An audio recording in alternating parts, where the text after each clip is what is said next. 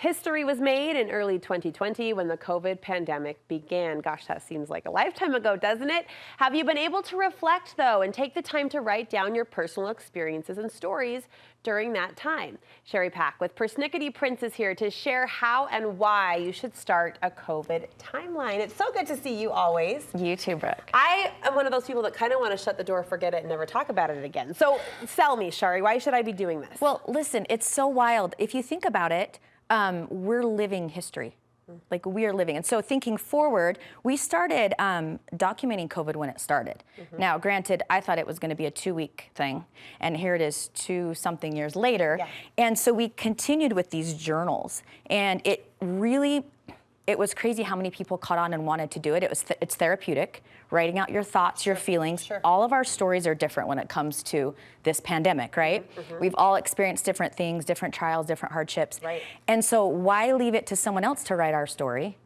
Let's write our own story about how it affected us in our way. It is interesting, too. I'm thinking back to, again, the beginning of all of this, and we were kind of grasping back to history to say, you know, when had they experienced something like this? We were pulling pictures, I remember, from the Library of Congress showing people quarantining in their homes from the, early 1900s when the last pandemic hit. And it's amazing to think that people will be looking back on our time with similar lenses or similar reflection points. Yeah, and weirdly enough is those libraries, our historical libraries, are asking people if they've journaled to turn them in so that we can all share the impact of COVID. So right now on our website, we have free timelines. And what we did clear back in 2020, each timeline goes over, it kind of hits a hot topic, like back in January, of some type of world news. And so it kind of gives a quick timeline of events that have happened, how many cases, and then we have some blank timelines as well that you can download for free and then create a journal. So there's prompts that will help us kind of remember or think what we should reflect on. Prompts and historical data that we can put in here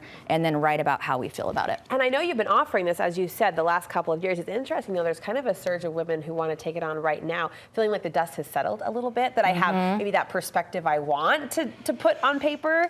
You're seeing kind of new interest in this. Yeah, and I had my children write in here, like their feelings and thoughts about graduating in 2020. And so they now can look back even 2 years later and go, oh yeah, that was hard. That was hard. I can do hard things. I did it. I know that's part of the journaling process, right? Is just seeing what we were able to overcome, and it gives you different attitudes and perspectives on the now. Free downloads, like you said, so great of your team to offer that. How can we access those? Yeah, so we have them just on our homepage at persnicketyprints.com. You can click on the COVID resource link, and it'll take you to a bunch of different blog posts with different free downloads that you can use in any journal or planner or one of ours. Awesome. I still have to print my family photos from last year, too. So I've got a lot to do on their website in the next couple of weeks. Chari, thank you so much. Join the club. Thank Okay, you. thanks, Brett.